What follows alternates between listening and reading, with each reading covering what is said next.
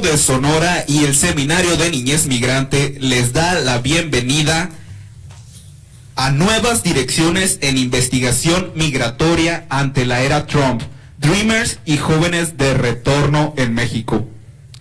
Esta noche nos acompañan en el Presidium la doctora Emilia Castillo Ochoa, profesora investigadora de la Universidad de Sonora. Está también con nosotros el doctor Juan Pum Medina, secretario general del Colegio de Sonora. Y por supuesto, la doctora Gloria Siria Valdés Gardea, organizadora del Seminario Niñez Migrante y profesora investigadora del Colegio de Sonora.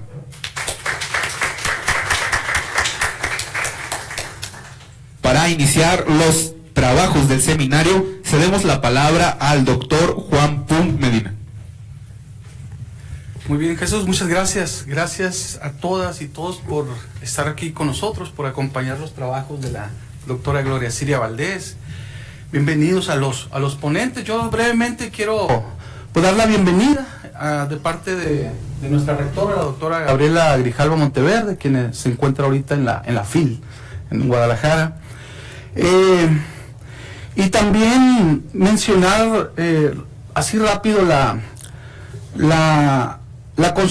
consolidación y esta parte importante de las tareas que hace la doctora Gloria Siria, ¿no?, para estar concretando estos trabajos.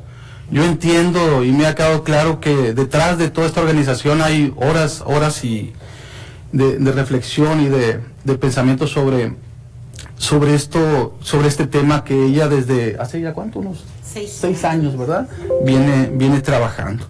Entonces yo nada más quiero decir eso. Decía aquí declarar la declaratoria de los trabajos, pero voy a obviar esa parte para decir pues que adelante y bienvenidos de nueva cuenta.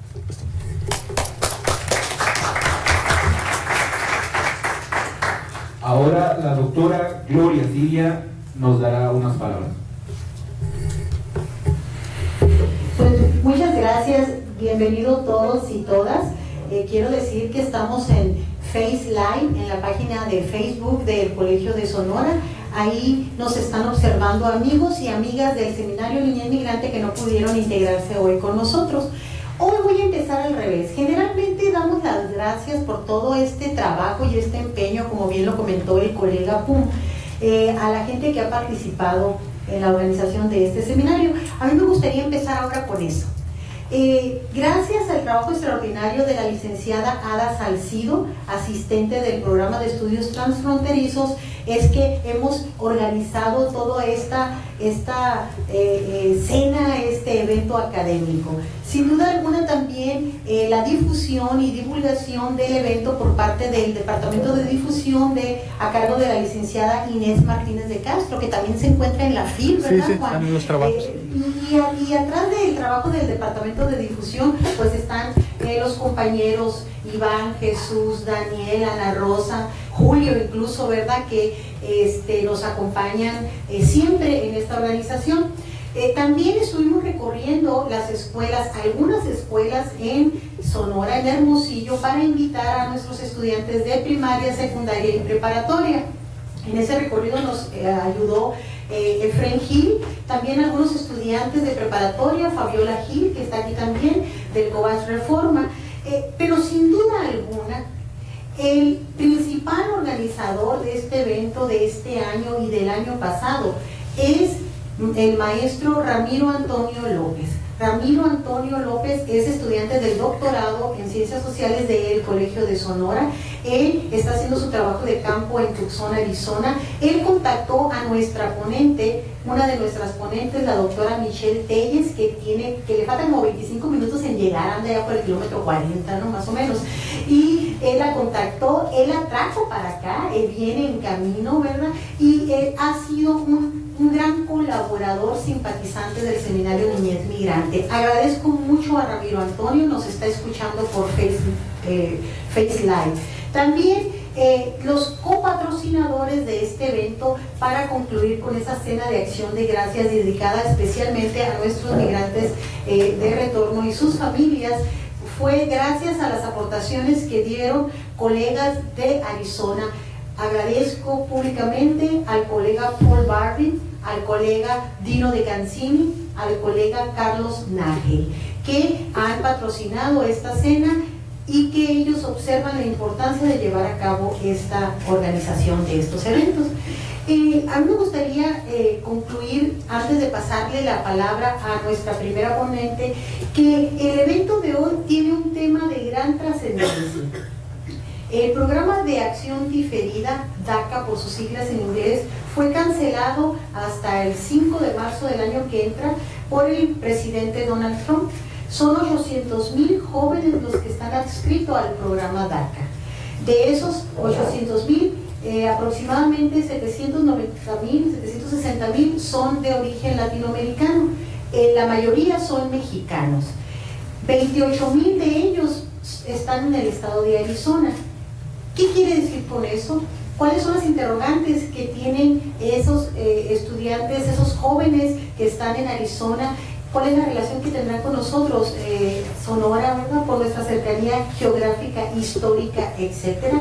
Son de las quizás preguntas que esperamos contestar en este seminario. Bienvenidas todos y todas, y agradezco la presencia del colega Juan Pun en representación de nuestra rectora Gabriela Grijalva. Lo despedimos invitándolo a que se quede y a que se quede a cenar también. A la cena. Claro que sí. Un aplauso a Juan. Gracias, Silvia.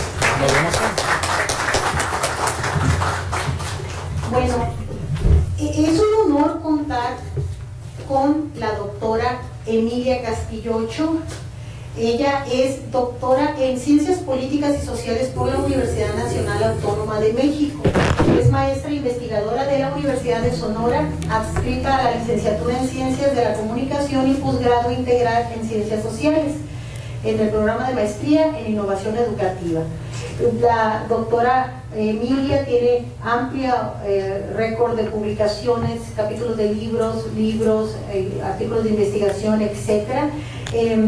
Yo entré muy chiquita a la Unison, puedo decir, porque fue mi maestra, ¿verdad? No, para que no se den cuenta, ¿verdad? Por eso estoy diciendo, muy chiquita entré, ¿verdad?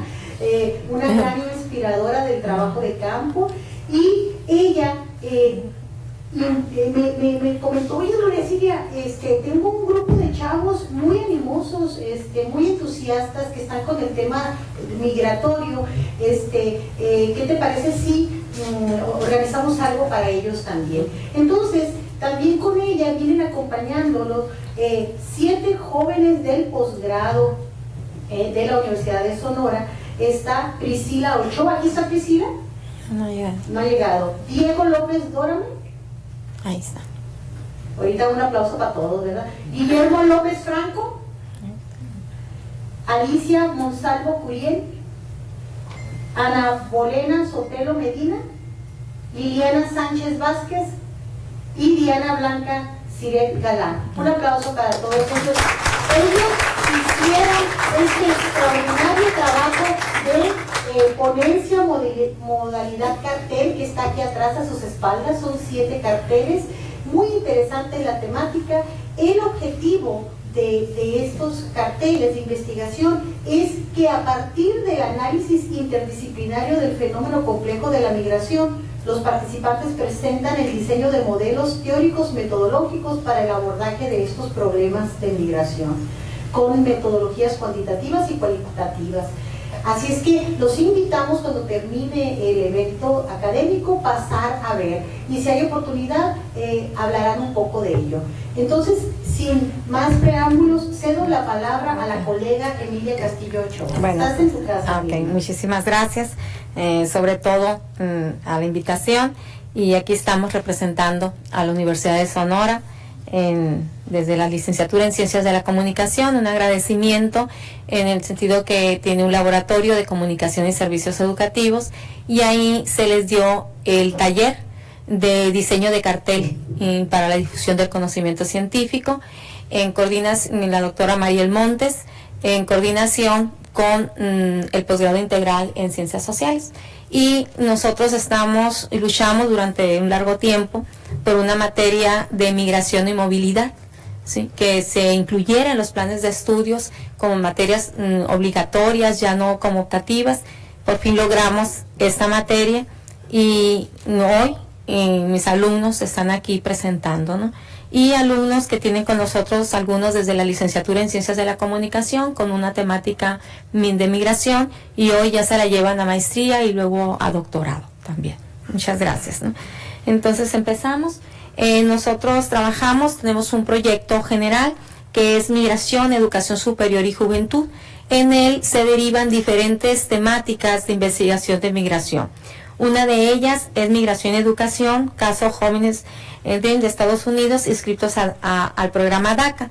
Nosotros en algunos artículos que tenemos le decimos ley, pero ponemos una aclaración que a partir de las entrevistas que ahorita van a ver de los jóvenes, ellos le dicen ley, pero nosotros les decíamos, no es ley, ojalá fuera ley, ¿no? Entonces, pero es un programa, ¿sí? Pero siempre en los testimonios van a encontrar que ellos dicen así. Los significados antes y después, y nosotros aquí presentamos un recorte de este proyecto. Primero diseñamos el modelo interdisciplinario para ello, que fue la tarea, y estuve acompañada de Mariela Naí Escobedo, que es su asistente adscrita al proyecto. Ella es egresada del PICS y sigue allá en Estados Unidos trabajando esta temática también, ¿sí? ¿Continuamos? Bueno, el principal objetivo pues fue diseñar un modelo interdisciplinario para abordar esta problemática en los periodos de efervescencia del movimiento, cuando fue negada ya el ingreso a educación superior, ¿sí?, a los niños. Nosotros consideramos que al principio se tiene que analizar el programa DACA por a quien iba dirigido, y que su origen es en alguna bibliografía que nosotros hemos referenciado de otros autores, pero principalmente del concepto que trabaja la doctora Gloria Siria acá en Sonora, que fue niñez migrante, porque ellos fueron en su mayoría, la mayoría de los casos, están catalogados como migración infantil, ¿sí? Fue en la etapa infantil, y encontramos dos periodos de edad que predominantes, que fue de 1 a 3 años, y la otra fase fue en la adolescencia, ¿no?, en este caso. Pero su antecedente es el niñez migrante, aunque nosotros ya trabajamos ahora juventud, pero su origen está en el concepto de niñez migrante, ¿no? En este caso ya acuñamos el mismo concepto, ¿no? Aquí nosotros intentábamos pues un análisis de los significados sobre el programa DACA, que perciben en sus representaciones tanto los jóvenes como mujeres en edad de universidad y en calidad de migrante en Estados Unidos. Y esto lo relacionábamos con los procesos de inclusión social, el cómo ellos la percibían en aquel país, en el caso de su inclusión en el sistema educativo, y incluimos nosotros aquí una de las disciplinas muy importantes, los procesos de comunicación familiares y redes de apoyo de ONGs desde un enfoque interdisciplinar.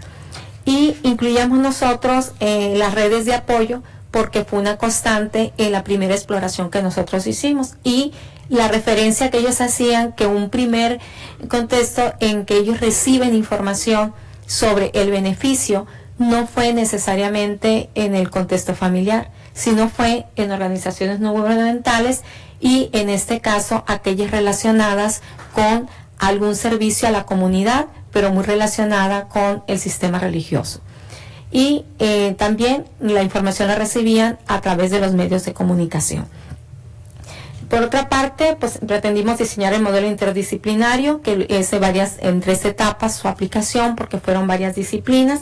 Las disciplinas pues fue el análisis de la sociología de la migración, la ciencia jurídica, educación como ciencia, psicología, porque trabajamos el punto de inflexión positiva, porque ellos consideran en esa etapa, después del movimiento, que el beneficio que les daba DACA era como pasar de un momento de incertidumbre y de crisis a uno de certidumbre, y a lo que nosotros le llamamos desde la teoría punto de inflexión positiva. ¿Por qué? Porque les traía varios aspectos favorables para construir un plan de vida y un plan de vida educativo en perspectiva, ¿no?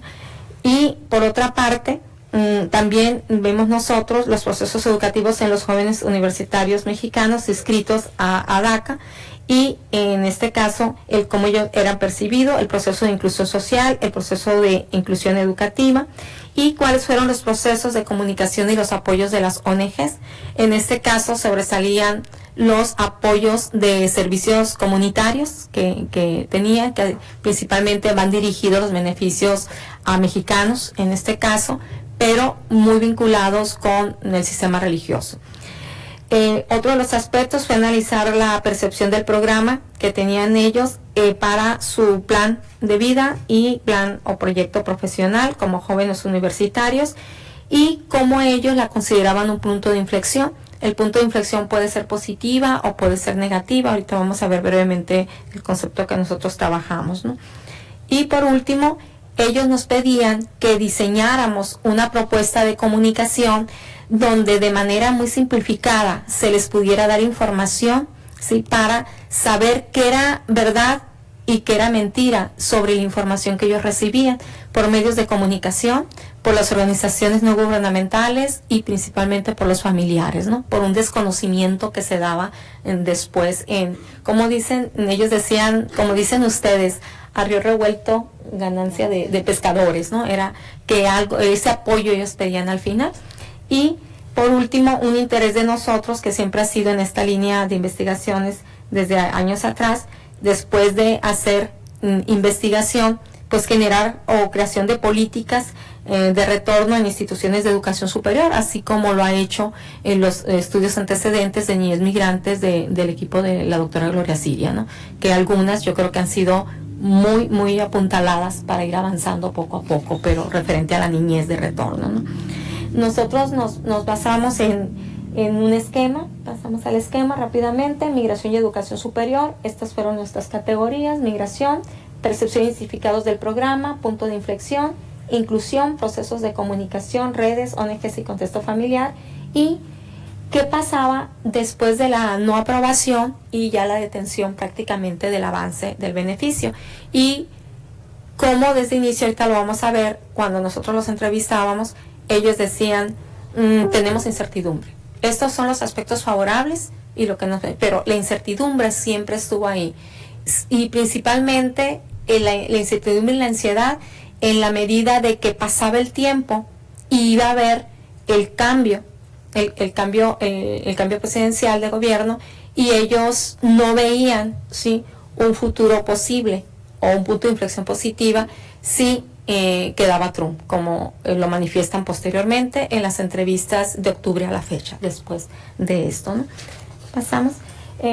Partíamos de la problematización, nosotros experiencias que queríamos aportar desde los procesos educativos de inclusión social de estudiantes que ya estuvieran adscritos, y esos fueron los sujetos seleccionados, los que ya estuvieran ahí, y nosotros nos ubicamos principalmente en estudiantes inscritos en universidades y colegios comunitarios de California y Colorado, partiendo de que algunos estaban primeramente en Arizona, pero en la medida de que empezaron a identificar y empezaron a realizarse las deportaciones, y empezaron a haber desplazamientos a lugares en que aún no se endurecían principalmente las deportaciones, ¿no?, en este caso.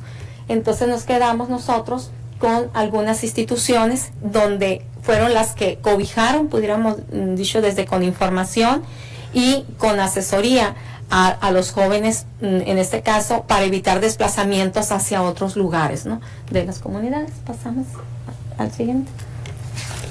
Aquí están. Pues los antecedentes, más o menos ahorita ya los daba Gloria Siria, pues de qué cantidades de jóvenes se reportaban en este periodo. Alrededor de 1.4 millones de jóvenes en edad de ingresar a las universidades en esta situación y que pueden ser beneficiados, ¿no? Y cuántos de ahí, ya después viene la distribución de cuántos son de población latina y después cuántos son mexicanos, ¿no? Pasamos a la otra, y los lugares en que más se encontraban en ese momento pues eran en California, ¿no?, un porcentaje muy fuerte representado. Aquí pasamos, seguimos aquí. Los criterios para poder calificar en ese entonces y que se presentaban según los jóvenes que consideraron que sí fueron atractivos, pues ser graduados de una institución de educación media de bachillerato en Estados Unidos, al momento de solicitar el beneficio, tener o haber vivido continuamente en Estados Unidos por 5 años aproximadamente, y poder demostrar buen carácter moral y no tener récord criminal, ¿no? Y esa es la parte que yo creo que todos los investigadores hemos criticado, ¿no? O sea, cómo comprobar esto. De repente el portar un arma o tener un arsenal en tu casa no pasa mucho, pero el haber entrado sin pasaporte puede pesar demasiado, ¿no? En este caso. Acudir a un colegio o universidad por lo menos 2 años o servir al ejército, que la segunda fue muy criticada principalmente por investigadores de América Latina, ¿no? Posteriormente, pues nosotros construimos este marco teórico, consideramos, como lo hemos venido viendo el fenómeno desde los últimos 15 años, que cada vez se complejiza más el fenómeno de estudios migraciones en un contexto global. Tiene demasiadas aristas, hay nuevas tipologías en este caso. Nosotros nos quedamos con juventudes, ¿sí? Pero tenemos el fenómeno demasiado complejo y no bastaría una sola disciplina para poderlo abordar. Entonces nosotros lo abordamos de diferentes disciplinas y estamos en esta primera fase para ya pasar al uso de más de política pública, acá en este caso, y un poco de educación, ¿no? Pasamos aquí. Algunos autores pues exponen que tenemos que diseñar y seguirle avanzando, como fue para mí muy atractivo una de las temáticas que antecedió a este seminario, que era el hacer propuestas teóricas metodológicas para abordar el fenómeno de la migración de retorno. Y en ese tenor nosotros, a través de nuestras licenciaturas, maestrías y doctorados, hemos tratado, ¿sí?, de plantear este fenómeno y entrarle teóricamente para tener modelos de aplicación empírica y poder hacer investigación tanto cuantitativa como cualitativa, tener evidencias de la problemática y a partir de ahí diseñar de manera interdisciplinaria propuestas de beneficios y de mejoras para la población, en este caso, que viene siendo nuestro sujeto, pero es la que está sufriendo el problema social, ¿no? Que es un problema de migración, ¿no? Entonces aquí están algunas propuestas que nosotros hemos trabajado de cómo hacer modelos interdisciplinarios, ¿sí? Y hacia donde hemos invitado a jóvenes investigadores a entrarle con su creatividad y seguirle abonando a este campo, ¿no? Otro de los aspectos que nosotros trabajamos a partir de las entrevistas es que encontramos el turning point inmigración, que este concepto o punto de inflexión es trabajado por diferentes autores como aquellos aspectos positivos o negativos que un colectivo o un sujeto en lo individual puede percibir. Entonces es un proceso de acentuación por el cual es un factor generador de estrés y facilita las tendencias potencialmente saludables ya presentes en el ambiente o la personalidad y conllevan a la movilización de recursos por parte de los afectados. Nosotros antes del DACA vimos teóricamente que este fenómeno del famoso turning point o punto de inflexión se empezó a dar con las movilizaciones sociales que se dieron, ¿sí?, en contra de la deportación en hijos de mexicanos que habían migrado en la niñez, con este concepto de turning point que llamamos nosotros y que algunos autores trabajan. En este caso es traído a los movimientos sociales, es traído ya a los problemas migratorios en este caso, y la reincorporación escolar se ha tomado bastante, además de destacar la existencia de situaciones claves en el turning point. Se pueden parecer inicialmente insignificantes, dice, pero sus efectos a futuro son importantes y positivos. En la transformación de la vida de las personas, en procesos de migración de retorno se ha incorporado el concepto en algunos estudios previos y actualmente se está trabajando. En este caso, los puntos de inflexión y se atan 3 eventos importantes en las trayectorias de las personas: un estado previo de inconsistencias, un momento de transformación y como consecuencia de una trayectoria. Y nosotros observamos en el DACA y en los jóvenes esa situación. Pasaron por un proceso de inestabilidad e incertidumbre cuando estuvieron las deportaciones, ¿no? Se viene el movimiento. ¿Por qué? Porque se da entonces una movilización de parte de los afectados, ¿sí? Y posterior a ello logran, ¿sí?, la DACA y vienen estos beneficios. Pero en estos beneficios ellos empezaron a encarnar plan de vida como una transformación de mejora y un plan de vida de desarrollo profesional y acceso no únicamente a una estancia temporal, sino a estudios superiores, ¿no? Entonces, aquí nosotros vamos trabajando un poquito el concepto muy entrelazado con la migración en jóvenes, y en este caso los beneficiarios con DACA, ¿no? ¿Okay? ¿Pasamos? Entonces, en la primera fase es cualitativa, ahorita ya se está en la fase cuantitativa con mayor población y ya con el uso de cuestionario, no con composición. Nosotros, este fue más o menos el proceso que empezamos con aquellas categorías que eran nuestras preguntas, y nosotros utilizamos como técnica algo que nosotros denominamos esa metodología cualitativa, que hemos venido trabajando hace como unos 10 años, la tengo yo publicada en algunos artículos, que se llama la técnica de composición, ¿no? Que es eminentemente comunicativa y puede ser virtual, puede ser con comunicación oral o puede ser por escrito, donde les dábamos los tópicos o las categorías, y ellos libremente nos hacían una composición de cada una de ellas. Luego pasan por un proceso de interpretación y análisis, y posteriormente las trabajamos con los referentes teóricos de las disciplinas de nuestro modelo. Pasamos, aquí estamos. Esto fue más o menos de donde nosotros empezamos a monitorear nuestro modelo. Estos fueron los informantes, 5 hombres y 4 mujeres. Son en distintos lugares ubicados, y la edad corresponde a una edad universitaria, ¿no? De 22 en adelante, ¿no? Pasamos.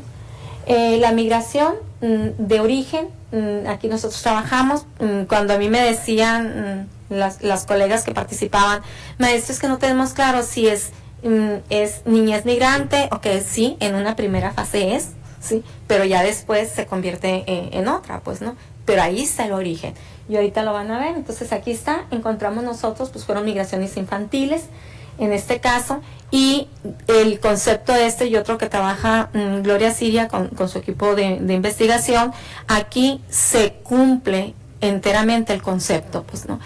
Cuando ellos, el temor de la deportación es que ya no somos de allá, y ahorita van a ver por qué ellos ya no se consideran de aquí, ¿sí? Por la edad en que ellos llegaron a Estados Unidos, ¿no? Entonces yo entré, y las modalidades fueron diferentes de salida de nuestro país. Aquí ponen nuestros testimonios. Entré al país por los cerros, nací en la ciudad de Juárez, mis papás me trajeron con visa, y vine un año, mi mamá y mi hermana, con un coyote, ¿sí? Entonces las modalidades de salida fueron diferentes, ¿no? Pasamos, aquí está. Aquí están lugares de origen en México, y las edades predominan 2 fases de edad: la infancia y una segunda etapa, la adolescencia. Aquellos que se llevaron entre 1 y 3, y aquellos que se llevaron ya de 10 a 15 años. Oscilan dos fases de edad, ¿no? Pasamos aquí. De los aspectos favorables, que nosotros consideramos que ellos lo ven como un punto de inflexión positiva para su desarrollo y plan de vida, nos referimos principalmente a nuestros hallazgos, es que ellos lo veían como un estatus legal temporal, oportunidades para ingresar al ámbito de educación superior y obtención de mejores empleos, ¿no? Estos son algunos de los testimonios de nuestros informantes, que ellos querían que hiciéramos un video con ellos para que informaran y sensibilizaran a más gente, ¿no? Tenemos la libertad de decirlos. Aquí se dice, si no tuviera la ley, yo creo que nunca hubiera ido a la universidad, y tal vez nada más estaría trabajando en un almacén o algo así, como varias personas están trabajando, ¿no? Fue en la primera fase como yo la percibí. Pasamos acá. Mejores servicios y prestación social, aquí está. Y también, sobre todo, después una línea que se desprende es ver este análisis con perspectiva de género, cuando dice mejora de contexto familiar y plan de vida, ¿no? Como ven este último testimonio de una mujer, dice: yo estaba en una situación de familia con violencia intrafamiliar y tuve esta oportunidad, y es lo que le llamamos punto de inflexión positiva, ¿no? O sea, te presentó en ese momento y te llevó hacia arriba, ¿sí? Es el testimonio que señala ella. Si no fue por la historia, dice que segura, dice, un trabajo que me dio DACA, tal vez todavía estaría en una relación abusiva, tanto psíquica como mental, psicológica o mental, ¿sí? Pasamos. El plan educativo, que si tenía influencia queríamos nosotros ver, ellos consideran en segundo lugar ¿sí? La oportunidad educativa en perspectiva, ¿no? Ahí está. Pasamos al siguiente. Entonces pudiéramos nosotros aquí un poquito resumir que de las percepciones del programa DACA, los aspectos que ellos consideran y que nosotros ponemos como punto de inflexión positiva antes de Trump fueron estos. Estatus legal temporal, que siempre lo vieron así, y la incertidumbre. No hay ningún testimonio en que ellos fueran positivos en decir ya se hizo. La incertidumbre siempre estuvo, y hay un sentido común que nunca perdieron. Había una pregunta que ellos se hacían: ¿no estaremos dando demasiada información? Y era un sentido común que lo preguntaban. Y cuando se les entrevistaba y te mandaban la composición, te decían en inglés y nos preguntaban eso: ¿ustedes no piensan que estamos dando demasiada información? Y ahí es otro aspecto que es una beta, ¿sí, no? Tenían, no lo puedo catalogar, yo le decía a Mariela, como miedo. Es un sentido común de conservación, aprendido de padres, abuelos, etcétera, ¿no? De cómo les ha ido. Entonces, el estatus legal siempre ellos lo señalan como temporal. Por eso el hallazgo así quedó. Oportunidades de ingresar al ámbito de educación superior, sí lo vieron como un punto de inflexión positivo. Obtención de mejores empleos, que lo asociaban con mayor escolaridad, posibilidad de mejor empleo, ir dejando empleos de servicio y escalar a otros de mejor nivel. Mejores servicios y prestaciones sociales, en este caso, desde medicamentos y algo por ser jóvenes, muy mencionado, la licencia de manejar, muy mencionado, lo mencionan tantas veces a eso, ¿no? Pero son jóvenes, como yo le decía a Mariela. Mejora del contexto familiar y plan de vida. En el caso de género, que fue un hallazgo que llamamos, fue como la oportunidad que me sacó de contextos de violencia intrafamiliar y poder continuar adelante con la responsabilidad de ser madre, por ejemplo, ¿sí? Y los aspectos desfavorables antes de Trump, de todos modos ahí estuvieron, y que se relacionan mucho, pudiéramos decir, que vaticinaron la perspectiva, porque con las últimas entrevistas de octubre prácticamente coinciden con estos que ellos, cuando el primer beneficio, ¿sí? Ahí estuvieron latentes. Ellos dicen incertidumbre. Yo así, todos los testimonios yo los veía como con una incertidumbre gigantesca, poca libertad. Ellos dicen, no tenemos libertad, podemos tener acceso a la educación, acceso a esto, pero no tenemos libertad. En el sentido que no tenemos permiso para salir del país. Aquí estamos. Y ya te cuentan las historias de familiares que murieron, gente enferma, una pérdida, etcétera, y que el duelo lo tuvieron que pasar allá. Temor a la deportación, esa siempre estuvo, el temor a la deportación. Retroceso en el plan de vida y plan educativo, sí, no se convertía en ley, ¿sí? Pagar impuestos, dicen, no es un beneficio, pero es algo que tienes que asumir, ¿sí? Y ahí están. Pero el pagar impuestos lo asociaban con que tenían demasiada información de ellos. Ubicación, por ejemplo, ¿dónde están? Perder servicios y prestaciones sociales, y la licencia de manejo la pongo muy nombrada, porque me dicen, ¿por qué la nombran? Son jóvenes, y los trayectos siempre son estudiantes, trabajadores que estudian, pudiéramos decir, tienen la doble función, si se requiere el auto por las distancias. En este caso es una casi necesidad número importante, ¿no? Y ya para concluir, bueno, de los aspectos, en este caso, pues sin permiso para salir del país, un sentimiento de no libertad. Aquí están alusivos estos testimonios. Ahí está, pues no me agrada, pues no les dan oportunidad de salir a ver a sus familiares, ¿no? Pasamos rápido. El temor a la deportación, ellos ven como demasiada información. Que el inscribirte era demasiada información la que dabas tuya. Incertidumbre, pérdida de servicios y prestaciones, esos son testimonios alusivos a esos hallazgos. La inclusión social, somos de aquí. Y eso a veces tú dices esto como que es muy irracional, pero sí, esto lo relacionas con la edad en que ellos salieron y fueron en una fase de migración infantil, ¿sí? En la primera fase de desarrollo de ellos, pues ellos esto lo relacionan con la cultura y el ejercicio de prácticas culturales en el país que habitan, ¿no? Principalmente. Pasamos. Y muy poca mención, y cuando les hablábamos nosotros de la inclusión social, lo relacionan con aspectos de discriminación, principalmente. Pasamos al otro. Y sobre las redes de comunicación, principalmente lo más mencionado en primer lugar fueron radio y televisión y las ONGs que se dedicaron a eso principalmente. Pasamos aquí y bueno, ahí están algunos testimonios alusivos de cómo recibieron la información. Ahí están, seguimos, aquí están. Y después, estas son las entrevistas después de ya con Trump, y prácticamente es lo que ellos veían venir en perspectiva si no se convertía esto en ley y si no era aprobado. Y ellos en sus testimonios decían que la transición política iba a determinar, iba a tener un efecto positivo o negativo.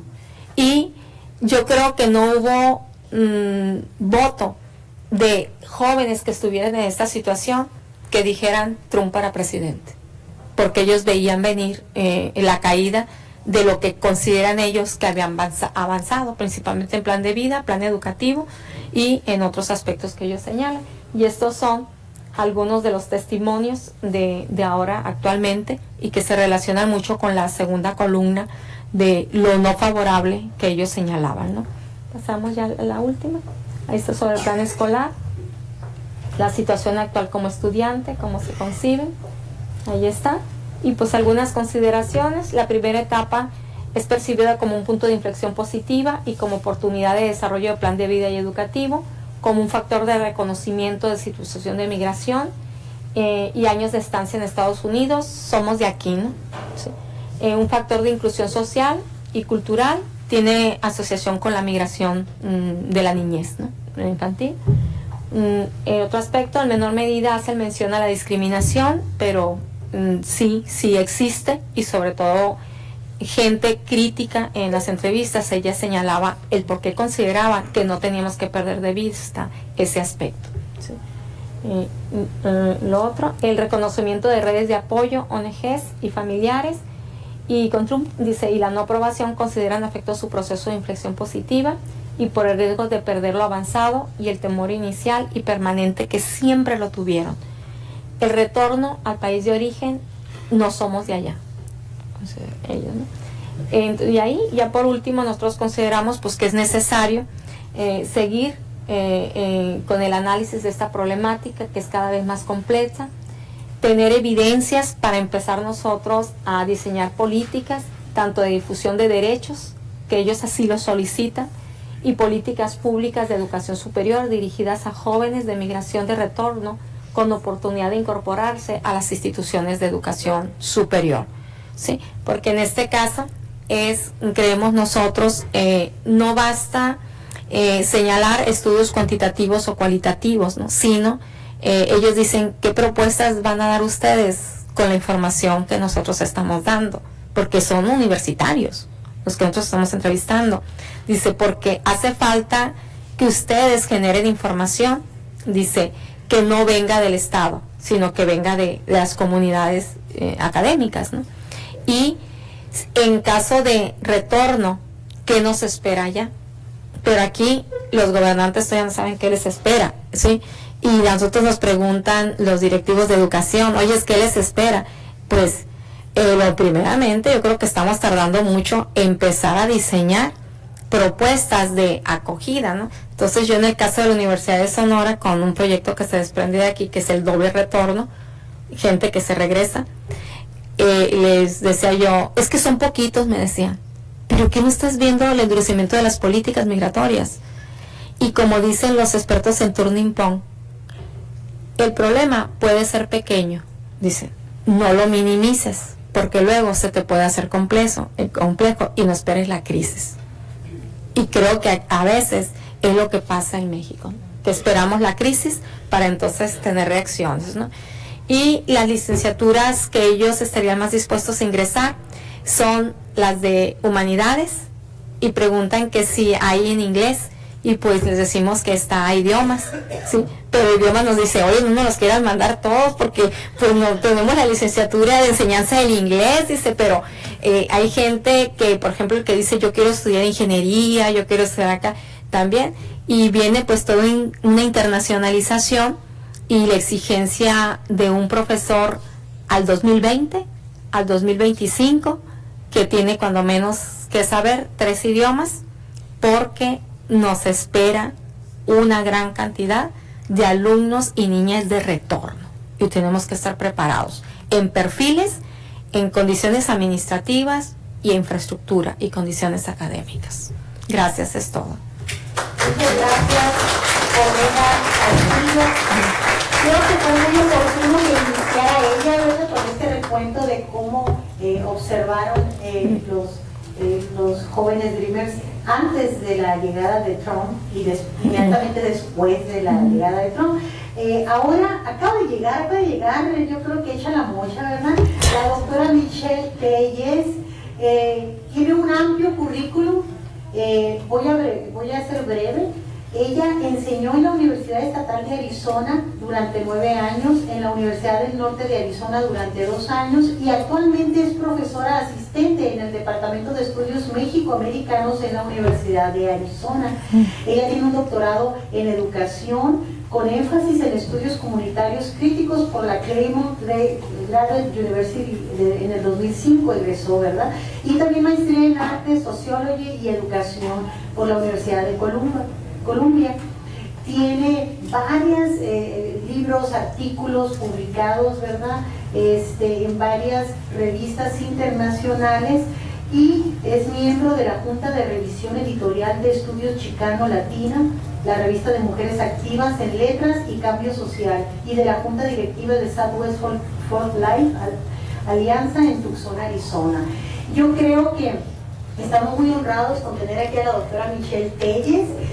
Antes de cederle el micrófono, doy la bienvenida en Face Live de la página del Colegio de Sonora a todos los personas que se han incorporado en los últimos momentos. Nos da mucho gusto al Colegio de Sonora tener lleno aquí el auditorio. Si pudieran dar un paneo acá a nuestro Daniel o Jesús, ¿verdad?, para que chequen cómo estamos. Doy la bienvenida también a los jóvenes, ahora casi adultos de retorno, que hemos entrevistado desde los últimos 5 años, que ya llegó la familia Aldaco. Acá está la familia Aldaco, un aplauso a la familia Aldaco. También hay jóvenes que han estudiado la preparatoria y se vinieron a estudiar aquí en la universidad. Aquí llegó Arelis también, un aplauso de los Dreamers, ¿verdad? Estamos muy entusiasmados en tenerlos a todos y a todas aquí, y sobre todo ver cómo este tema llama la atención, ¿verdad, colega Telles? ¿Qué nos tienes que decir? A ver. Buenas noches, ¿cómo están? Disculpe la tardanza. Es un honor estar aquí con ustedes y muchas gracias por la invitación. He estado empezando a crear más enlaces aquí en Sonora y me encanta conocerlos, y disculpa que perdí parte de la plática, esto podemos hablar al rato. Gracias.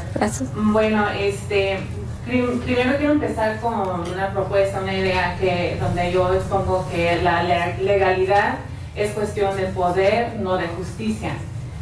Hogar para mí es la frontera. Habiendo sido criada a lo largo de la frontera San Diego-Tijuana, mi persona ha sido profundamente moldeada por una experiencia transfronteriza, que a su vez ha determinado el tipo de trabajo que hago, que ofrezco y que estoy obligada a compartir a través de la colaboración.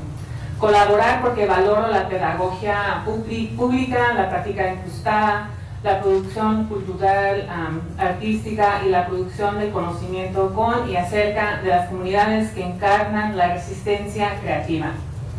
He vivido en el estado de Arizona durante los últimos 11 años, un tiempo en que las políticas estatales y locales han respondido rápidamente a los cambios demográficos causados por las políticas económicas mundiales y los llamados nacionales a la imposición de fronteras.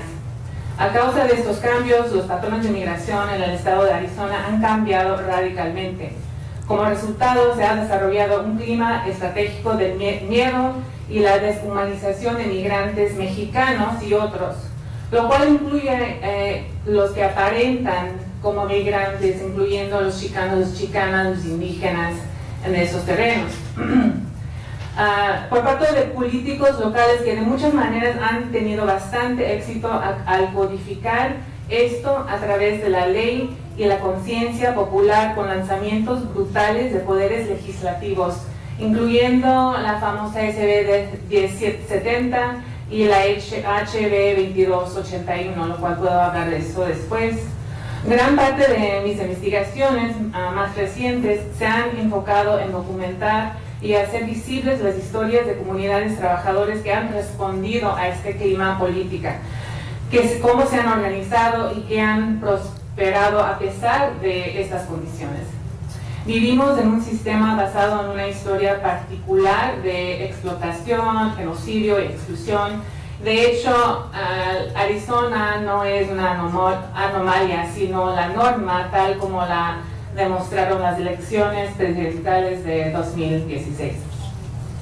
Además, por lo general, la única información y imágenes que se difunde sobre la frontera o sobre las comunidades fronterizas pertenecen a la violencia, el crimen, la inseguridad, la guerra a las drogas. Las mujeres son vistas como víctimas y residentes de la frontera se convierten en colateral, sin rostro, atrapadas en la encrucijada. La realidad es de que 82 millones de personas viven en estas tierras fronterizas, sobreviviendo y floreciendo de múltiples maneras de todos los días. Parte del objetivo de mi trabajo es reconocer la capacidad y la voluntad del espíritu humano de ser desafiante frente a la imposición de límites que buscan controlar a nuestras decisiones. Por medio de mi colaboración con estas comunidades, quiero explorar cómo las culturas, geografías e historias se intersecan en las tierras fronterizas y producen realidades y experiencias que son frecuentemente ignoradas. También quiero exponer el argumento que la frontera física de los Estados Unidos y México no es simplemente un lugar de paso, una línea de cruza de vigilancia militarizada o límite político. Las fronteras también son un espacio de resistencia, de convivencia, de creación de comunidad creativa y un espacio donde la política transformadora puede tener lugar. No solo muestra una herida abierta, para citar a la escritora chicana Gloria Saldúa, sino una comunidad consciente. Lo que me gustaría hacer hoy es proporcionar un poco de revisión contextual e histórica para explicar cómo y por qué la legalidad es cuestión de poder y ganancia, no de justicia. Luego pasaremos brevemente a la pregunta de los estudiantes de DACA y más ampliamente el derecho a permanecer para todos los migrantes, fuera de límites geopolíticas. Bueno, la ciudadanía en los Estados Unidos está ligada al poder y no en la justicia. La ley de naturalización de 1790 restringió la ciudadanía a cualquier a cualquier extranjero siendo una persona blanca y libre, los que habían estado en los Estados Unidos durante 2 años. En efecto, desde el principio dejó fuera a cualquier otra persona, incluidos los indígenas que habían estado en esas tierras durante siglos. Dejó de lado a las mujeres y la mayoría de las comunidades de color, como lo llamamos allá en el otro lado. El siguiente gran acto fue en la primavera del 1882, cuando la ley de exclusión de China fue aprobada por el Congreso y firmada por el presidente Chester Arthur. Este acto proporcionó una moratoria absoluta de 10 años en la inmigración laboral china. A consecuencia de estos actos, al principio del siglo XX, muchos inmigrantes solicitaban que los tribunales lo designaran legalmente como blancos para obtener la ciudadanía. Unos ejemplos, ¿no? Porque los cortes fueron los que decidieron. En 1922, el Tribunal Supremo concluyó que los japoneses no son legalmente blancos porque la ciencia los clasificaba en esos momentos como mongoloides en lugar de caucásicos. Menos de un año después, la Corte se contradijo al concluir que los indios asiáticos no son legalmente blancos, aunque la ciencia en esa época los clasificaba como caucásicos, ¿no? Declarando que la blancura debe basarse en la comprensión común del hombre blanco, lo cual significa que estas decisiones estaban basadas en una interpretación. Esto siguió, las restricciones raciales siguieron y no se eliminaron hasta 1954, así que estamos hablando de 164 años de un sistema de exclusión, ¿no? Bueno, vamos a luego ahora repasar un poco los últimos 60 años, ¿no? Los que hemos estado viviendo y afectan los tiempos contemporáneos. Pero bueno, también quiero subrayar que esa historia también afecta cómo vemos la ciudadanía en los Estados Unidos actualmente. Bueno, la demografía en los Estados Unidos empezó a cambiar a causa de la Ley de Inmigración y Nacionalidad que fue pasada en el 1965, donde se terminan las cuotas de origen nacional, ¿no? Entonces, empezamos a ver un cambio demográfico en los Estados Unidos. Bueno, ya había, pero se vio como más frecuencia. 20 años después se pasó la Ley de Reforma y Control de Inmigración en 1986, lo cual se conoce más como la Ley de Amnistía, ¿no? Entonces, esta ley le dio residencia legal permanente para 2.7 millones de inmigrantes indocumentados, ¿no? Pero una parte que quiero subrayar de esta ley es que también empezaron las sanciones o castigos civiles a los empleadores, que lo cual estaba incluido en esta ley. Pero cuando empezamos a hablar de la legalidad podemos entender que no todas las leyes son seguidos por el gobierno federal. Antes del año 1986 no existía ninguna ley federal que prohibiera la contratación o el empleo de trabajadores no autorizados. Si llegara una redada de inmigración, las empresas no podían ser citadas por ninguna violación de la ley federal. Bueno, pasó esta ley, según eso era para que los empleadores también había contabilidad hacia ellos. Sin embargo, después de IRCA, como lo llaman allá, en lugar de disuadir el empleo de inmigrantes indocumentados y en lugar de que los empleadores estuvieran sujetas a multas y educación, la Oficina de Responsabilidad Gubernamental descubrió que las disposiciones de castigos o sanciones a los empleadores habían causado una discriminación generalizada en el empleo. En el 2000, el sindicato AFL-CIO descubrió que algunos empleadores habían utilizado las sanciones como justificación para convocar a las autoridades de inmigración sobre su propia fuerza laboral en represalia por organizar campañas laborales. Bueno, entonces, hasta la fecha, en estos últimos 30 años, solo ha habido unos cuantos empleadores multados en toda la nación. ¿Okay? Entonces, ¿en quién se enfocan? Pues en los migrantes, no en los empleadores. 10 años después, en 1994, sabemos que se implementó la TLC, pero a la vez también se implementaron varios programas de esfuerzo en las fronteras, ¿no? Como la Operación Gatekeeper en San Diego, donde soy yo, la Operation Hold the Line en Texas, lo cual abrió también una parte de la frontera aquí en Sonora y Arizona. Bueno, entonces esto es una cuestión que debemos de preguntar, porque la mercancía y capital se les permite cruzar libremente la frontera, pero estas fronteras recientemente reforzadas están diseñadas para obstruir, controlar y regular el movimiento de personas y trabajadores, ¿no? Entonces, el capital está libre de cruzar, pero personas o trabajadores no. Como una consecuencia real o prevista, hemos visto mayor violencia hacia las mujeres. Se estima que el 80-90% de las mujeres migrantes que cruzan la frontera sufren violencia sexual, la violencia ejercida sobre los cuerpos de las mujeres, la furia por no poder cambiar su situación. Y las mujeres, en algunas investigaciones que he hecho, hablan de que se sienten como animales atrapadas en este curso de transportación.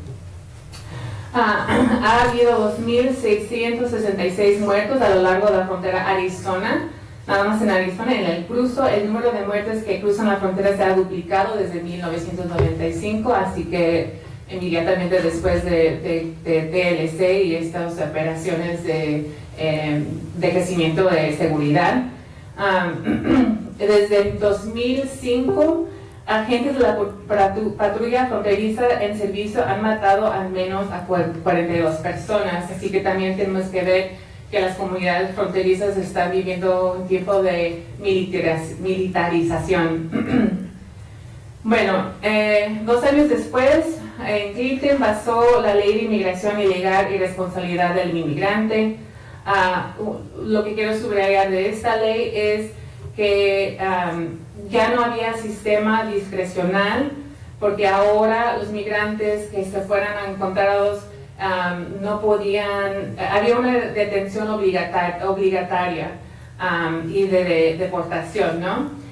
Prohibía que los jueces de inmigración liberaran a los inmigrantes bajo fianza, a pesar que no había riesgo para la sociedad. Entonces, lo que los estudios demuestran es que todos los días el gobierno de los Estados Unidos detiene a 26.900.000 inmigrantes en más de 300 cárceles y centros de detención en los Estados Unidos.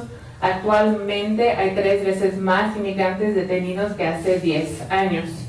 A los detenidos se les niega el acceso a los derechos del debido proceso, tienen acceso inadecuado a atención médica y medicamentos, se les sirven alimentos caducados, se les somete a la segregación, se les maltrata verbalmente y se les niega la comida como castigo. Estos fueron resultados de un reporte que hizo No More Deaths hace 4 años. En 2009, el 49% de los detenidos de ICE fueron alojados en 30 centros de detención privados, ¿no? De estas instalaciones privadas, los estados con los más altos fueron Texas, Georgia y Arizona. Entonces tenemos también que ver las correlaciones entre pues lo que se llama el Prison Industrial Complex allá, que no supe cómo traducirlo bien, complejo industrial penitenciario, y la criminalización de los inmigrantes, para comprender también las formas en que las comunidades de color se ven afectadas en general en ese país. La detención también impone cargas financieras y emocionales extremas a las familias al separar a los niños, padres, hermanos y cónyuges entre sí. Esta historia hace evidente que las fronteras están diseñadas para criminalizar la migración, no para detenerla. Los trabajadores mexicanos desde principios del siglo XX han proporcionado la mano de obra necesaria para los fabricantes estadounidenses, tanto dentro de los Estados Unidos como mano de obra conquistada, como mano de obra migrante y trabajadores invitados, ¿no? Los guest workers, y en México como trabajadores de la maquila. Hoy en 2017 tenemos un presidente que ha confiado en la desinformación para galvanizar el miedo al otro, a generar apoyo para la construcción de un muro fronterizo. Por supuesto, ya existe un muro fronterizo en 653 millas del tramo, que le ha costado a los Estados Unidos $7,000 millones. Para completar el muro, la estimación es de $25,000 millones, sin incluir la mano de obra. Esto no tiene en cuenta la configuración de cómo construir las partes de la frontera en tierras que son propiedad privada o en Texas, donde fluye el Río Grande. Sin embargo, obstrucciones naturales no han detenido a la patrulla fronteriza antes. En el tramo de frontera de donde yo estoy, San Diego, Tijuana, el proyecto Surf Fence otorgó $4.3 millones en nombre de la patrulla fronteriza para erigir una barrera de 300 pies en el Pacífico océano. O sea, ya existía, pero lo querían alargar, ¿no? Entonces, los ingenieros creen que en una valla de acero puede separar el océano, ¿no? En estos momentos estamos viviendo.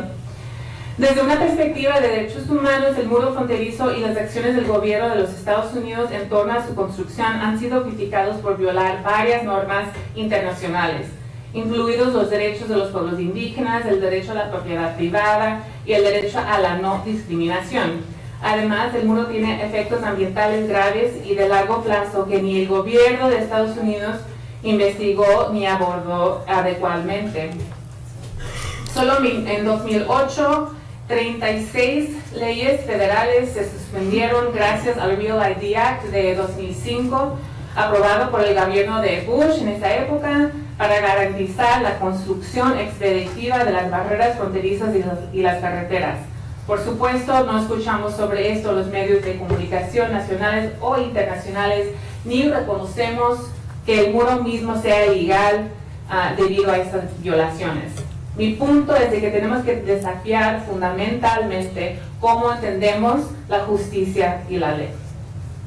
Bueno, quiero hablar un poco de los sueños son más fuertes que el miedo, ¿no?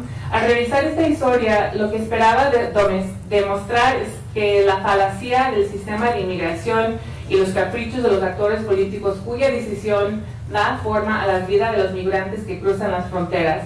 Recientemente, Donald Trump tomó la tragedia en Nueva York para expresar su apoyo a un sistema de inmigración basado en el mérito y la eliminación de un programa de lotería diversificada, mediante el cual, según Trump, el conductor del vehículo que mató a los 8 peatones en el centro de New York llegó a los Estados Unidos. Los méritos suelen estar vinculados a la educación, la edad, la capacidad de hablar inglés y escribir en inglés, salario anticipado de una oferta de trabajo, inversiones y logros. Esta política no solo mantendría y alejaría a las familias, sino que crearía una retórica de histeria en torno a la deseabilidad percibido de ciertos inmigrantes. No es la solución colocar un sistema de valores de mérito en vidas humanas, que también ignora un sistema económico mundial que da forma a los flujos migratorios. En fin, llegamos a la cuestión de los dreamers, de los soñadores, donde seguimos la misma historia. Enfocándonos en los últimos 15 años, los Estados Unidos ha vivido rápidos cambios en el apoyo a la migración y en narrativas anti-inmigrantes. A la vanguardia de este evento están los estudiantes que luchan por su derecho a una educación y una vida en los Estados Unidos. Fue este empuje de la juventud que lo que contribuyó en gran medida a importantes desarrollos nacionales que ahora están dando forma a las transiciones de las escuelas desde kinder a la prepa. El más conocido es la acción diferida para llegadas de la infancia. DACA brindó protección contra la deportación y la capacidad de trabajar. Esto ha permitido a los participantes integrarse en espacios sociales y económicos. Los destinatarios de DACA pudieron postularse para empleos mejor remunerados, solicitar préstamos para la escuela y en algunos estados se les permitió obtener una licencia de conducir. Los solicitantes también pudieron cuidar a sus padres, atender a los miembros de su familia y mantenerse a sí mismos. DACA ha proporcionado beneficios económicos y sociales para sus destinatarios. Después de 5 años de su implementación, Trump lo ha eliminado, exigiendo que la Cámara de Representantes federales pase una alternativa constitucional en 6 meses. Estamos ahorita a la mitad de esa plaza, ¿no? Pues no sabemos lo que va a pasar, todos estamos en espera, pero los activistas siguen en marcha. Está el Vote for Dream, está el Real Dream. Ahorita hay caravanas que salieron para Washington D.C. que están tratando de hablar con las cámaras y los diputados para ver qué pueden pasar. En sí que estamos como en una espera. Por último, lo que quiero terminar es con una reflexión o precaución también. Las narrativas de inmigrantes merecedores y merecidos tienen una larga historia en los Estados Unidos. Los soñadores tuvieron que realizar su merecimiento y excepcionalidad al centrarse en su asimilación, sus grandes logros y sus raíces de la cultura estadounidense. Los medios usan estas descripciones de verdaderos estadounidenses que están trabajando duro para salvar vidas y contribuir a la economía. Dan ejemplos como los estudiantes que van a ir a Harvard, ¿no? O también recientemente en la tragedia de Houston, en el huracán, hubo unos que estaban rescatando a la gente, ¿no? Y sí queremos hablar de esas historias, pero siempre los ponen como estos casos excepcionales. Y si bien esto puede ser cierto, y la terminación de DACA ciertamente dañaría la economía de los Estados Unidos, que también depende tanto de este trabajo, tales afirmaciones sirven una vez más para reforzar la opinión de que algunos migrantes son más dignos de salvar o de retener, ¿no? Porque benefician a los Estados Unidos. No se considera que otros migrantes, aquellos que no pueden o no quieren trabajar, que no se identifiquen como estadounidenses, que no son ascendentemente móviles, que merecen la misma compasión.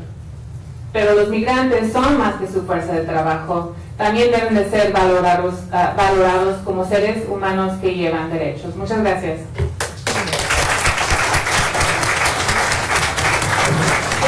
Vamos a tener oportunidad, claro que sí, de platicar más con Michelle, con la doctora Emilia Castillo Ochoa. Solamente para dar unos datos, de esos 800,000 jóvenes que están integrados en el programa DACA, esos 800,000 jóvenes están bien enraizados en la sociedad estadounidense.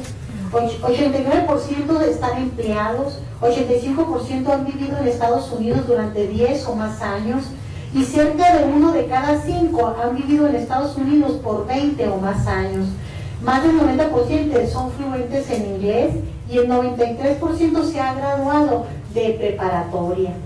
Rescindir DACA, lo que está haciendo el señor Trump, es prescindir del talento, la energía y las herramientas que estos jóvenes brindan a Estados Unidos en la economía, en la política, en lo social y en lo cultural. Es remover futuros líderes o líderes actuales, ¿verdad?, en esa comunidad. Los que trabajamos con niñez migrante, especialmente niñez migrante de retorno en nivel de educación básica, primaria y secundaria, vemos cómo el retorno ha sido para ellos no tan difícil, especialmente para los menores de primaria baja, los niños de kinder, primero, segundo y tercer años de primaria, que al cabo de 1 mes, 2 meses, ya se acostumbran un poco. Hemos dado seguimiento a los niños de primaria alta y especialmente a los de secundaria, que batallan un poquito más para la socialización y la adaptación, porque muchos de ellos ya tienen sus redes sociales allá en Estados Unidos, la amiguita, el amiguito, el novio, la novia, pero al cabo de 2 o 3 meses ya tienen novio y novia aquí, ¿verdad? Entonces se adaptan. Sin embargo, los jóvenes DACA que tienen años viviendo allá, que tienen sus familias viviendo allá, que son esposos y esposas de ciudadanos estadounidenses, que tienen sus hijos o sus hijas nacidos allá, que son dueños de casas, de carros, que trabajan en el sector educativo, político y social. Nosotros consideramos que el venirse forzadamente a México da un quiebre existencial a su identidad. Es algo importante que tenemos que ver. Y yo platicaba con Xochitl Aldaco, acá está Xochitl Aldaco. Xochitl Aldaco ha venido desde el primer seminario Niñez Migrante Día de Acción de Gracias, y me estaba comentando, si les gusta dar el micrófono a Xochitl, Ada, acá está, ella comentaba, fíjate, nosotros nos tuvimos que venir de allá y creíamos que la incertidumbre había acabado, y ahora la incertidumbre está también de aquí a allá. Estamos nerviosos en pensar qué va a pasar con nuestros familiares que están allá y que los van a regresar. ¿Cómo la ves, Xochitl? Pues buenas noches a todos, gracias por la invitación. Yo tengo 2 cuñados allá con el DACA también, y de hecho ellos se fueron con 2 años y 4 años niños. Ya tienen como 20 y tantos años, más de 20 años allá. Ahorita la incertidumbre de ellos es ¿qué va a pasar con nosotros, no? ¿Por qué? Porque pues ya tienen, como dijo la doctora, toda la información de ellos, que están en la espera nada más del problema de decir va a ser algo positivo o nos van a deportar, y así estamos toda la familia, ¿no? En realidad, tanto los papás como los que estamos acá esperándonos, porque así estamos, ¿no? Ellos nos dicen, pues ya estamos contando dinerito por lo que llegue a pasar, ¿no? De la deportación, porque en realidad pues no están seguros, ahorita menos, que ya tienen toda la información de migración de ellos, ¿no? Y es un temor también de venir a un país que en realidad ellos desde chiquitos están allá, ¿no? Ese es el temor de ellos, de decir qué va a pasar en México, qué vamos a hacer, ¿no? Si toda la vida de nosotros la hemos realizado allá, pero sí estamos todos con la familia, no, espera a ver qué es la solución que va a salir de todo esto del programa que está, ¿no? Muchas gracias, Xochitl. Bueno, tenemos chancita para comentarios hacia la doctora Emilia Castillo y hacia la doctora Michelle Telles. ¿Por allá? También, Daniel, si hay comentarios o preguntas por Face Live en la página del Colegio de Sonora, con gusto aquí tienen a nuestras invitadas. Sí, buenas noches. Gracias a la doctora Emilia Castillo y a la doctora Michelle Telles. Héctor Vega, dos aportaciones. Quizás también habría que plantear, por una parte, desde el trabajo de derechos humanos con la gente que va a ser posiblemente afectada por el DACA, trabajar desde una perspectiva de diálogo de saberes, es decir, de una educación intercultural. Porque creo que sería un error pensar únicamente en la adaptación o en la inserción de esa gente cuando regresa a México. Es mucho más complejo que adaptarse, insertarse. Luego, la otra que me parece que es la más importante y que es una temática de fondo, es en el análisis, digamos, más académico, el enfoque del transnacionalismo, pero con una particularidad que es el enfoque de clase, porque no hablamos de eso, y en realidad se trata de un problema de clases sociales, no de ahorita, sino la misma gente cuando se fue a Estados Unidos, que se llevaron a sus hijos de un año, se fueron porque el gobierno mexicano no les garantizaba la inserción en nuevas clases sociales. Recordemos que una de las teorías principales, casi un mito de la educación en México, es que las familias vierten todos sus recursos para ascender socialmente por vía de la educación de sus hijos, no por la vía de los padres, ¿no? Entonces, creo que eso es importante porque la gente que va a regresar no son personas, no es un individuo, otro individuo diferente. Van a regresar clases sociales y cada una tiene diferentes características, ¿no? Y creo que sería un error únicamente pensar en la inserción, porque, regresando a la metáfora de los Dreamers, ¿no? Un chico que está a punto de egresar de ingeniería de la Universidad de California tiene sus sueños, ¿no? Pero también un chico que está a punto de egresar de la ingeniería de aquí de la Universidad de Sonora tiene sus sueños también, ¿no? Entonces, ¿cómo trabajar para que los sueños de los Dreamers, en este caso, sean también nuestros sueños y sean unos sueños compartidos? Porque, digamos, regresando a lo que planteó la doctora Michelle Telles, ¿no? Este diálogo intersaberes, este diálogo entre la gente que va a regresar y que tiene ciertos conocimientos, ciertas habilidades, ciertas características, se puede transformar en un poder, y se puede transformar en un poder muy interesante que haga una transformación de clase en la estructura del gobierno mexicano, y en ese sentido que transforme también junto con nosotros, que también tenemos sueños de este lado, en particular la forma de hacer político, cómo se están llevando a cabo las cosas en México. Muy bien. Muy bien.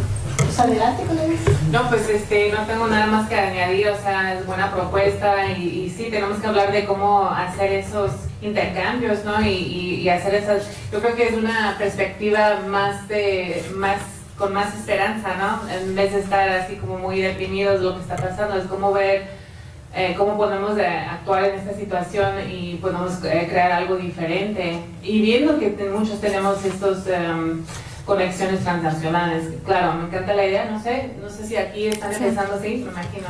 Yo creo que en perspectiva siguen soñando, ¿no? Y siguen soñando en positivo, pese a lo que decía ahorita la compañera. Cuando las entrevistas después de Trump, alguien dice, bueno, mi plan escolar, dice, pues este año intentar entrar a la escuela, ¿no? Y claro que ahorita se están viendo un poquito no cumplidos por la cuestión de restricción de los préstamos, pero uno de ellos señala algo para mí muy representativo, varios de ellos, cuando les preguntamos la situación actual, ¿sí?, después de Trump o ya con Trump, dice, son dos aspectos que a mí me parecen que tienen claros, ¿sí? Pero uno es, esta es la realidad, pero aún tengo la aspiración, por ejemplo, dice, puesto que con un simple task, dice, todo se puede caer abajo, incluso el hecho de que tengan tu información, puede hacer lo que quieran así, si lo deciden, pero luego, al final, ¿cómo se sienten en esta situación actual? Pues en esta espera que señalan todos, ¿no? Dice, yo ahorita considero que debemos nosotros servir de inspiración y motivar a aquellos que necesitan motivación, porque se sienten que no son parte del sueño americano. O sea, aún prevalecen la claridad de que no va a ser una tarea fácil, ¿sí? Pero continúan, o sea, con el aspecto positivo, ¿no? Muy positivo todavía. Una cuestión muy importante que a mí me gustaría comentar, precisamente porque aquí tenemos jóvenes estudiantes de licenciatura, maestría y doctorado.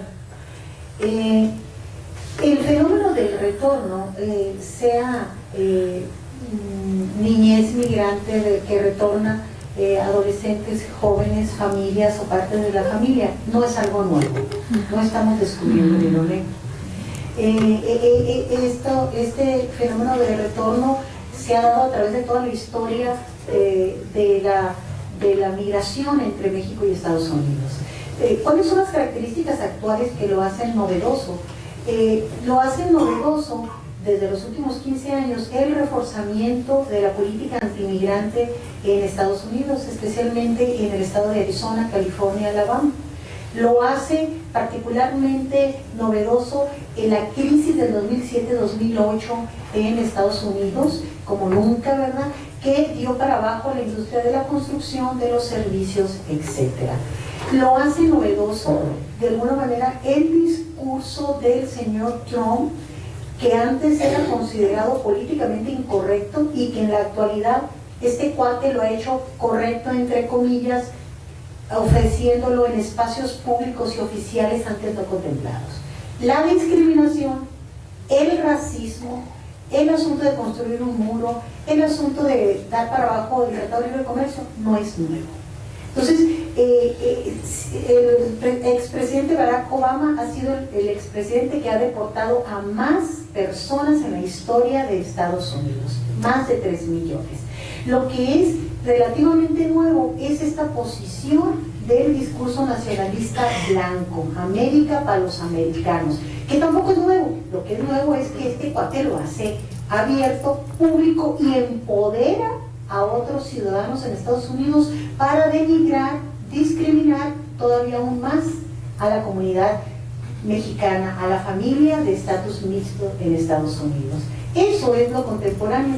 Eso está haciendo que muchas familias, voluntariamente, entre comillas o no, decidan regresar. Como gobierno y como academia, es mi opinión que hemos fallado para contabilizar el retorno. Porque en el caso de Sonora, Arizona, por la historia que comparten, la geografía, la política, el medio ambiente, incluso la fauna y la flora, el 85% de las personas que han regresado a Sonora tienen sus raíces sociales y familiares en Sonora. El 88% de las personas que han regresado a Sonora vienen del estado de Arizona, la mayoría. Eso nos habla de la intersección entre estos dos estados.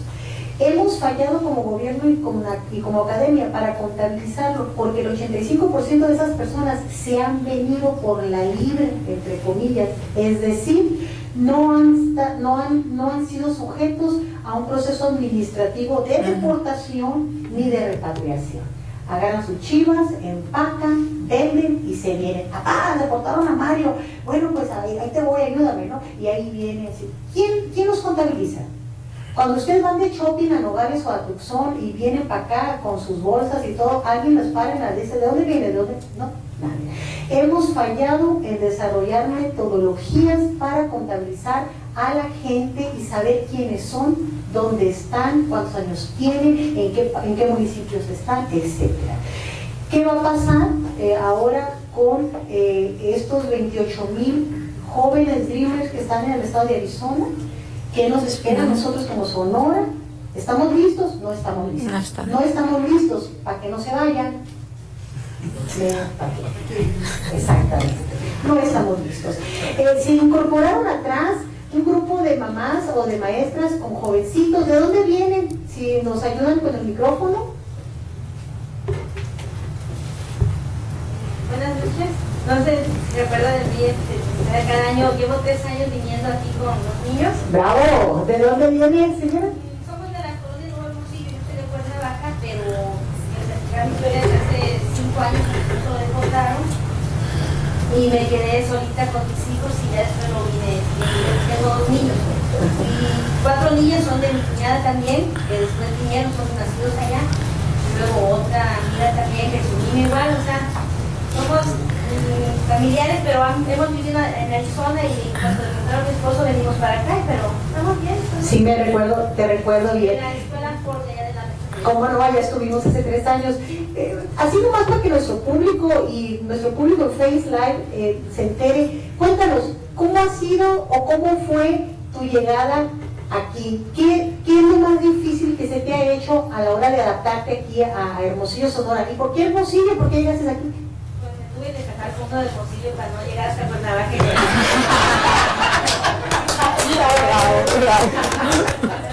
Así que como las Dreamers que se casan ya con un americano, yo No, está bien, resolvió. Pues a mi esposo lo deportaron. Ya después me quedé 2 años trabajando allá sola, pero es muy difícil estar sola con niños, nada más y papá. Llegué aquí y lo más difícil para mí pues fue la escuela para los niños. Porque los niños venían hablando inglés y español y llegaban aquí y no les entendían. Entonces al niño, de hecho el niño llegó aquí cuando entró al 3er año, ahorita iba en 6º, pero él mismo me platicaba que iba al parque a jugar y que como no hablaba bien el español, el inglés, o sea, inserción social. Revolvía las palabras que se burlaban de él, le decían muchas palabras pues que a él lo ofendían y muy mal en la escuela, le afectó mucho el cambio. La niña no le afectó tanto, pero sí en el aspecto de la forma de comunicarse con las maestras. De hecho el niño me decía la maestra, señora, al niño lo pongo a leer en español y me dice, maestra, yo puedo leer en inglés. Y leía en inglés, pero en realidad el niño no leía ni español ni inglés. Y la maestra pensaba que el niño estaba leyendo puro inglés, pero él revolvía y le decía, no maestra, él no está leyendo ni español ni inglés porque se está confundiendo con los libros pues en español aquí. Y fue muy difícil, pero ya estamos saliendo de esto, ya muy adelantaditos y la llevamos. Felicidades. Y aquí estas son mis sobrinas por parte de mi esposo. Y también a ella le afectó mucho porque cuando llegó aquí, ella venía para 3er año, pero tuvieron que bajarla de grado. Entonces ahorita ella fue en secundaria en primero, pero la bajaron la bajaron de un grado y entonces eso le afectó también mucho. También las otras 2 por igual y les afecta más que nada a ellos.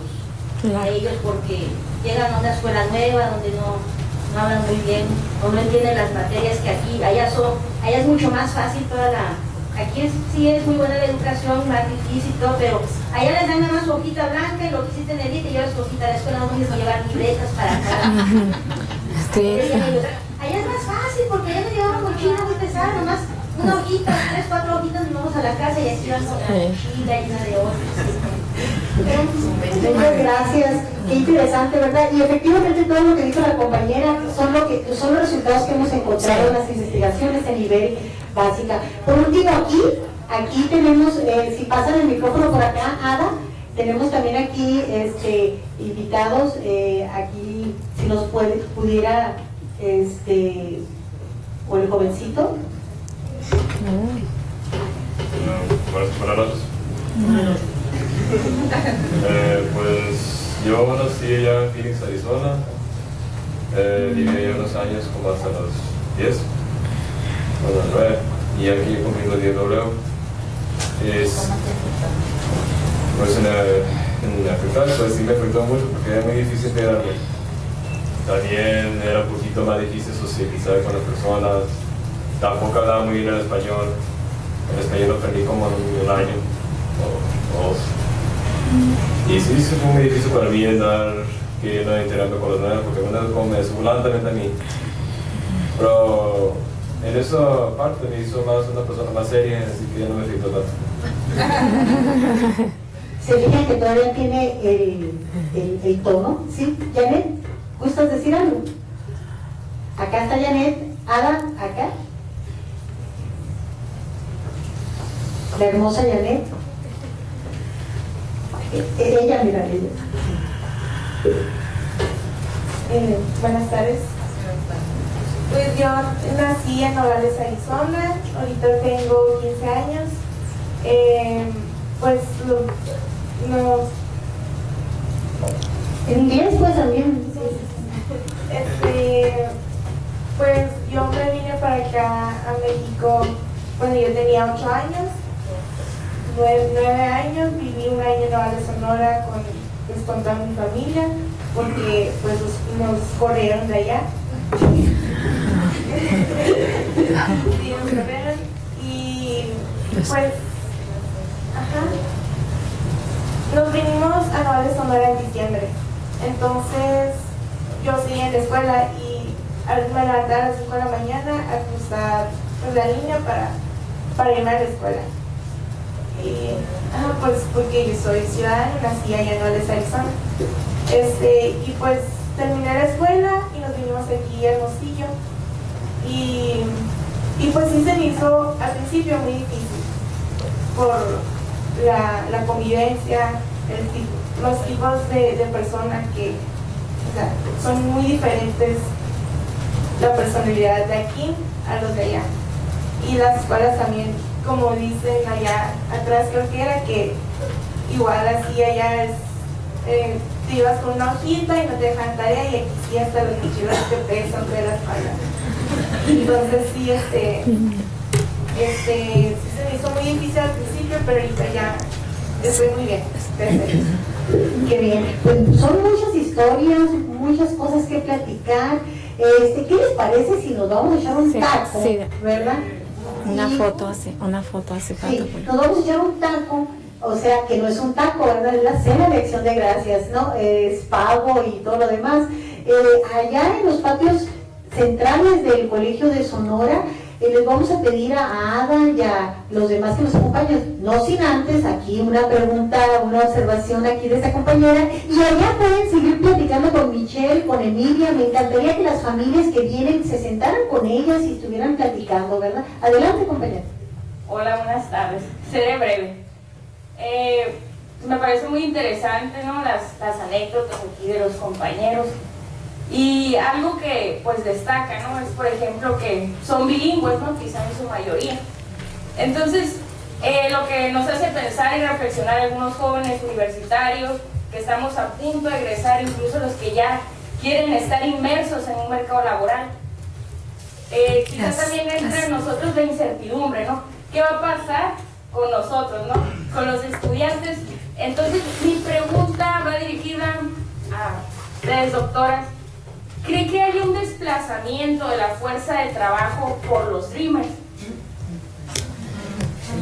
Porque considerando que tienen quizá algunas que tienen habilidades superiores, digamos, simplemente por el idioma, ¿no? No necesariamente, pero sí es un fenómeno que se tendría que estudiar. En primer lugar, en los estudios que hay, las carreras que ellos, si hubiera deportación, que quisieran seleccionar, pues son aquellas en que no tenga la dificultad número 1 de socialización, y prefieren, yo les decía anteriormente, la licenciatura de enseñanza del inglés. Y yo les decía en el caso de la universidad, oye, pero la gente que se está yendo, un nuevo tipo de estudiante que de aquí se está yendo para allá, clase media y de 85 hacia arriba de promedio, se sale de la universidad y se va únicamente con motivos laborales. Y yo también estoy pensando que los que vienen y los estudios que tienen de niñez migrante, ellos también traen un capital por arriba, en medida que van a aprender con socialización en 6 meses el español, van a partir de ahí poder socializar en las instituciones educativas, pero ya van a traer un pool, una segunda lengua, ¿no? Igual, entonces por eso en instituciones de educación superior pública se está pidiendo el idioma y el idioma, y fue una solicitud del propio alumnado que bajaran el nivel, porque es un requisito de egreso para titulación. Yo no estoy de acuerdo. ¿Por qué?